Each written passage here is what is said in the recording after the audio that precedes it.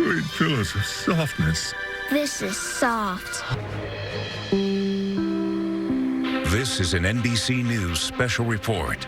Here's Peter Alexander. Good morning. It's just after 11 o'clock here on the East Coast, and we are coming on the air with an update on those devastating tornadoes that hit the southeast and the Midwest in the middle of the night. The sun has now been up for a few hours in that region, and search and rescue crews there, along with first responders, are picking through the rubble. They are looking for survivors and recovering the dead. This morning, Kentucky's Governor Andy Beshear said that he expects 50 to 100 people may have been killed in his state, many of them at a candle factory in the small town of Mayfield. He is now taking part in a news conference. Let's listen in. And sadly, far too many homes that people were likely in entirely devastated. This will be, I believe, the deadliest tornado system to ever run through Kentucky. You know, earlier this morning at about 5 a.m., we were pretty sure that we would lose over 50 Kentuckians. I'm now certain that that number is north of 70. It may, in fact, end up exceeding 100 before the day is done. The damage is even worse now that we have first light. A couple places have been hit incredibly hard. Certainly Mayfield here in Grace County, but everywhere along the line of this tornado that touched down and stayed down for 227 miles, over 200 in Kentucky, has been severely and significantly impacted. I've been on the phone with now nearly every county judge in areas that have been impacted. We have pledged our full support. I have talked to the Secretary of Homeland Security while I have been here. He has pledged his full support, and we are hearing that from every part of the federal administration and from our U.S. senators and from our congressmen. Kentucky is united today behind the people of Western Kentucky. We want to be here to help dig out, to help make rescues, to help provide when people are suffering, and then to help rebuild. This is not a one-day thing. Now, this is one state, and we will stand united to make sure that we can lift our families back up. But please know that there are a lot of families that need your prayers. Prayers that somebody may be found, or prayers to help them through the grieving process. Dawson Springs up the road also hit incredibly hard. That's where I'll be headed next. I want to call on a number of people today to give you an idea of different things that we are doing. I can tell you that the state of emergency was put into place last night before midnight. The National Guard is deployed and will be in communities very shortly, and that is now going to be augmented. We need more individuals in the field. We're going to hear from our Adjutant General in a minute. But first, I want to turn it over to Jesse, the county judge here, who has been working really hard. And then we'll hear from the mayor, and then we'll move to emergency management, National Guard. We'll hear from the Transportation Cabinet and what they're doing, state police, and others. Judge. Thank you, Governor.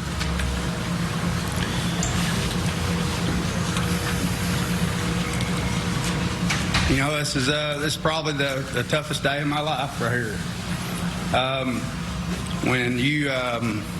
When you run for office, you don't know what to expect.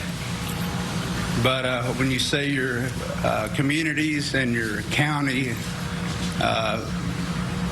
in this kind of situation, it's tough. It's tough on our communities. It's tough on our families. You know, last night I was with my family, and I was watching. We were watching this storm, and we were watching Noah and Trent with the weather at Local 6, and you know, those folks did a really good job of informing of what was going to happen, and but I had an eerie feeling about it. I can tell you that. I didn't really feel good about it. And as this thing was, as the governor said, for the 200 miles it was on the ground, watching it head toward Graves County, you know, that it was a reality at that time. So the only thing I can say to you all at this time, what we need from everyone is we need your prayers. We need your help. The governor, our federal and state, local, everyone, so many surrounding counties. Judge Clymer is here with us, our adjoining county. Our local officials right now, you want to know where heroes are. They are out here in the trenches trying to find people. That's what they're doing right now. And they don't ask for nothing. They just want to resolve the situation and help somebody. There are people coming from all over the country here right now. We are very blessed with what we're having with the help and the situation. Our sheriff's department, and I'm not going to start naming folks, our police department, our fire departments, our volunteer fire departments, our EMS, our hospitals, our health departments. So many are out there right now, and they're going through. And you know we're all here, and right now there are still streets and roads that are blocked, people needing help. So I ask you, prayer. Please pray for these folks. They will need supplies. The governor's helping with his administration to help get supplies in here to Graves County. But what I'm saying to you is, if you just need, somebody might just need someone to talk to. Right now, Mayfield High School, there's 50 people waiting to go somewhere. They have nowhere to go. They just need somebody to talk to. And we are in this warm room right now, so just realize that there are people still cold. The temperature's going to drop tonight. So we're going to be in a situation there. We have no water here in Graves County that affects a lot of the rural area in Graves County. We're going to work through that with Mayfield Water and Electric and a lot of our utilities. The power is out, Mayor, for several miles around the city. There again, I'm asking for each and every one of you to pray for our community. Thank you. When I'm always asked about what's the best thing about Mayfield and Graves County, quickly my answer is the people. And what's happening today is exactly what we do best. We have been hit. Our Commonwealth has been hit. People we love have lost loved ones. Our hearts are broken because the people that we work with, the people that we know, our families are hurting. So I echo what Judge Perry has just said. I've heard from so many mayors across the Commonwealth and people I went to high school with and college with, what can we do, what can we do? And right now what we need from people who aren't standing in this room and directing other people is just to pray for us. And we will be fine. It's going to take us a while, we will be fine. But today we're going to focus on those who have lost so much. And that's where our hearts are, with them who have lost the people they love and the property and the way they make a living. So pray for us, stand with us, and we will come out stronger because of this. Thank you. Next, we'll hear from Director Dossett from Emergency Management. We have an incredible team locally here, augmented by the state. I've watched it all firsthand, being in the Emergency Operations Center since about 1 o'clock this morning and hearing the reports, but also the response come in real time. I believe within the hour or so, we will have a federal disaster declaration. I've been assured that by the Secretary of Homeland Security and folks at the White House. It's going to let us be reimbursed quicker. It's going to bring some additional resources here. We will see more resources coming into this area to respond to this disaster, I believe, than we've ever seen. Director Dossett. Thank you, Governor. And my first comments are to those families of those we have lost. My sincere hope for a speedy recovery. We'll be with you for weeks, months, and years in this fight. Already you've seen neighbors helping neighbors. That's what Kentucky do. Thank you to the judge and to the mayor. We're here with federal support and state support. As the governor indicated, we have the Kentucky Transportation Cabinet already on the ground. The National Guard is here. The governor has spoken this morning with Deanne Criswell. She is the FEMA administrator. Already in progress on the highway is a FEMA USAR team, which will assist Graves with the search and rescue out at the plant. We have a power assistance package coming, generators that can power up to a facility as large as a hospital. We have an IMAT team. These are incident management teams that organize the entire effort for weeks. We have an incident support team, which will come right here in Graves County and assist in organizing the search and rescue efforts. I want to thank Louisville, Jefferson County Metro EMA, came down, got on the road within 2 hours, and they brought assets from Pleasure Ridge Park, and they're going to be staying for several days. And thank you most of all to all the first responders. You are the true heroes. You were out while the wind was still blowing and the thunderstorms were passing through and the squall lines were here. So thank you for that. We're also looking at, as the governor indicated, we are asking FEMA for immediate reimbursement for Category A and Category B damages. Many of you know what that is, and that will be an immediate process. We have teams from Kentucky Emergency Management. We're sending an IMT team down here as early as tomorrow. So the resources are flowing. We have water on the road. I know your water system was destroyed, including the tower. We also have just had a generous offer from Walmart to start doing drop shipment of bottled water, and we'll continue with that. We're here to help you, and again, any support that you need, don't hesitate to call the state EOC through Tracy. Thank you. Some outside the region, maybe even outside the state, are already asking how they can help. We are working right now on setting up a direct fund.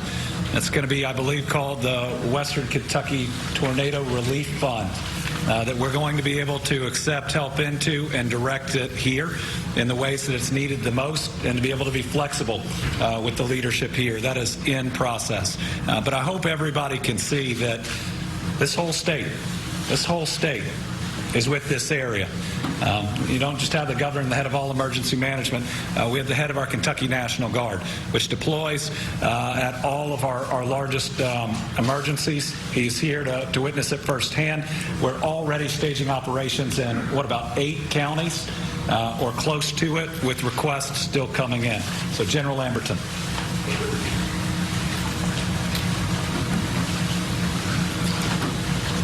Thank you, Governor. And just to share with everybody here at this junction, literally as I speak, and as the governor insinuated, we've got guardsmen from other communities that are en route to Graves County right now.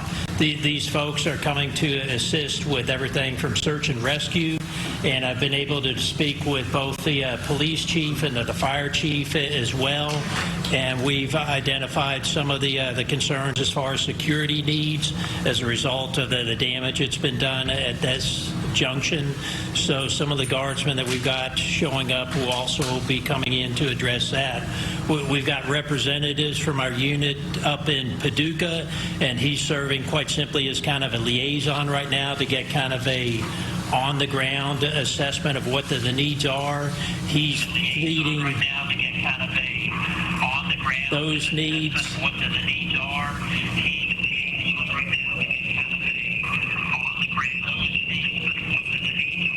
What that phone said. That's this one. There we go. Apparently all I do is pick it up. Just wanted to be sure that you all are tracking what I was saying, so it was redundant at this junction. But the liaison I just mentioned, so he's feeding back to his unit in Paducah what some of the other situations pertinent where we, the guard, can assist with, and folks will be coming forward from his unit as well. We're tracking this in our JOC, our Joint Operations Center that's up in Frankfort.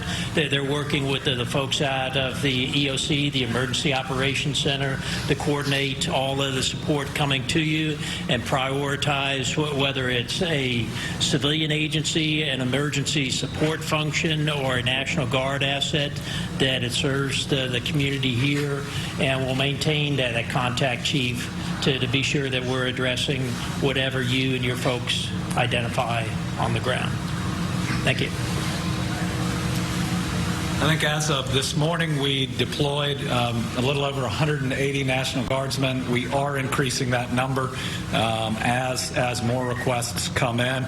Also trying to use our armories in different areas like Taylor County and others as a place of refuge for people. I know one of the big challenges is debris removal. So I wanted us to be able to hear from the Transportation Cabinet that I know is working with so many folks here. I think we're going to hear we got more than 50 people that are out there right here in the area, and I've said if there are any others, it's time to get them in their vehicle.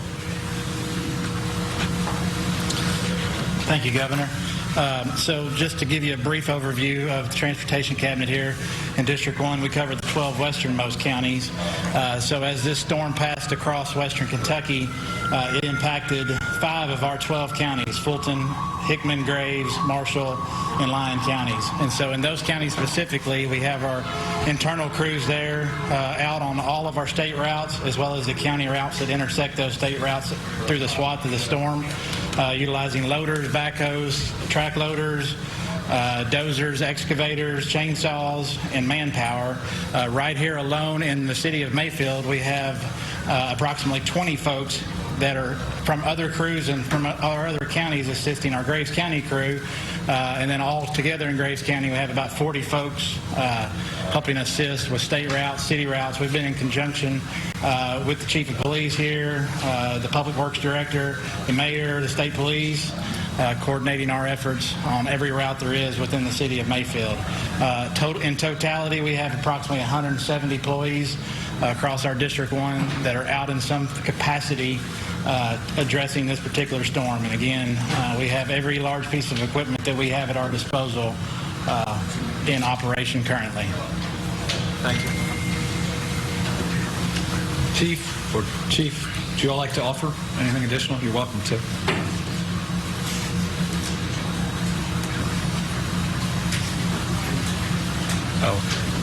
I wanted to make sure we had an opportunity to hear directly from them. They've been doing this work through the night. And then we'll hear from the state police, and we'll open up for questions. I do want to thank ATF that is here, bringing in even more individuals to help out. We appreciate our federal partners.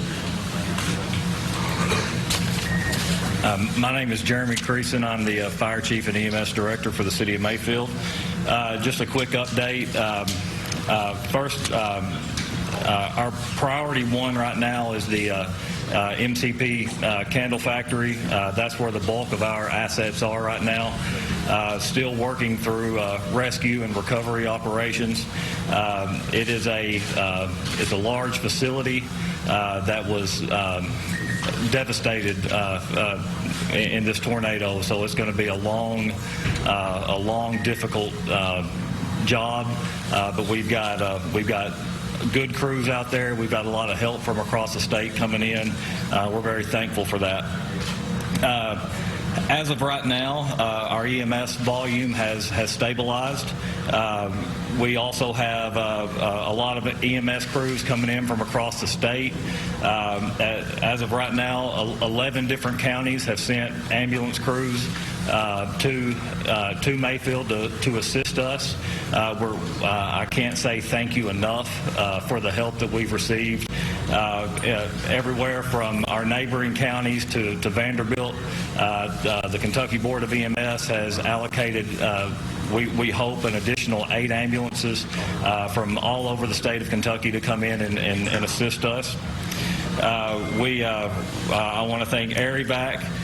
They have not only conducted 4 scene flights of critical patients, but they've also allocated staffing from other bases to come in and assist us on our ground operations. Overnight, we had 4 structure fires. That very difficult to get to the fires. Once we did, with the help of our volunteer departments in the county, we were able to get each of those fires extinguished. So that threat is under control. We're dealing with some some issues right now. Station 1, which is our main station and the hub of our department, we were in the direct line of the tornado yesterday, so that station is fully inoperable at this point. We had to extricate our own fire and EMS apparatus from that building just so we could respond last night. So today, my next priority is going to be to find a new station and a temporary home for 45 firefighters and our apparatus. But again, I just want to thank all the support that we've received across this room, across the state, the people that have called and just showed up to help. I can't say enough. Just at how honored I am at the love that we've been shown by our neighbors. So thank you. Thank you, Chief.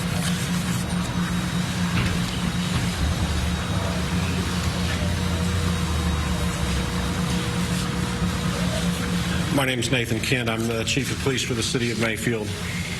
Our mission is fluid as it's gone through the night. And I think it'll continue to change throughout the next couple of days. We've been blessed with some support from our sister law enforcement agencies. State Police has been here from the beginning. The Murray City Police Department and the Paducah Police Department sent officers early this morning, and they're patrolling in the city to assist the Mayfield Police Department. One of our biggest challenges in the days to come is going to be interoperability and communications. We've lost some of our assets here in the city. State Police Communications Branch is assisting us with that and bringing radios that will allow all of our first responders to be able to communicate not only with the post but with one another. So we're anxious to get that component in place. In addition to the fire station, our police station was destroyed in the storm. The bulk of our fleet that was parked there has also been compromised. But we are making do. Again, we're borrowing vehicular assets from other departments and been very gracious to bring manpower again long before the sun came up this morning. The Mayfield Police Department will begin 12-hour shifts later this evening. We've sent some of our people that had been out 24 hours to get some rest while these other departments were here to help us. Beginning tonight, we'll provide a 24-hour patrol again beginning this evening. The mayor and the judge executive of the county have spoken, and there's going to be a curfew put in place for this evening beginning at 7 p.m. The particulars of that will be that within the city limits and those parts of the county that have been directly affected by the path of the storm. So after dark, we'll go dusk to dawn. If you're not an emergency responder, you need not be in any of those areas after dark. If you are, our law enforcement officers are going to investigate those circumstances. So we just ask for the public support. We still have much work to do in terms of foot searches within the city limits themselves to make sure that we've found everybody that needs assistance and needs help. That, I'm sure, will go on not only today but beyond. So very grateful for the help that we've been given. Very grateful for the governor's response and for the state's response. It would be overwhelming, I think, without knowing that we had those resources coming as well. So I don't want to step away without saying that our first priority is with the families that have lost people, and I'm just proud of the men and women that have stepped forward here to help those folks in need. Yes, sir. Last, we'll hear from the Kentucky State Police, working through the night in every region that have been impacted. How one way I was getting my information in real time. So it's Trooper Burgess. Yes, sir. Please. Thank you, Governor. The state police has been working very closely with all of our local agencies here to assist in any way we can. We are working to get communications working for all of our local agencies together. Our primary focus right now is preserving as many lives as we can. We are asking that anybody who is not an emergency responder, if they are currently in a safe location, to remain there and not enter into the areas where we are working so that we can get the help to the people that need it as quickly as possible. We appreciate all the support from our local agencies that are here to help us, from surrounding counties and beyond. And again, we're just here to try and preserve as many lives as possible. Thank you. All right. We'll open it up for questions. If you just start by who the question is for. We want to make sure the public is getting the very best information possible. Mark? You've been listening to Kentucky Governor Andy Beshear describing what is just a jaw-dropping and heartbreaking scene in Kentucky after a night of tornadoes, including one that extended more than 227 miles. The governor saying that this is the deadliest tornado system he believes ever in the state of Kentucky. The death toll in his state alone believed to be north of 70. He said it could exceed 100 individuals in that state as well. And some of the worst damage, as you look at these stunning pictures, took place at a candle factory where the search and recovery and rescue efforts continue at this hour. We are told the National Guard has been deployed, and the governor says that he has spoken to officials with the administration, the Biden administration, and that a federal disaster declaration will be made at some point over the course of the next several hours. Again, just an awful scene taking place in the southeast. Dozens of tornadoes believed to have taken place. The death toll expected to rise over the course of this day. We will have much more throughout the day on MSNBC, NBCNews.com, and tonight on NBC Nightly News. I'm Peter Alexander here in Washington, D.C. This has been an NBC News special report.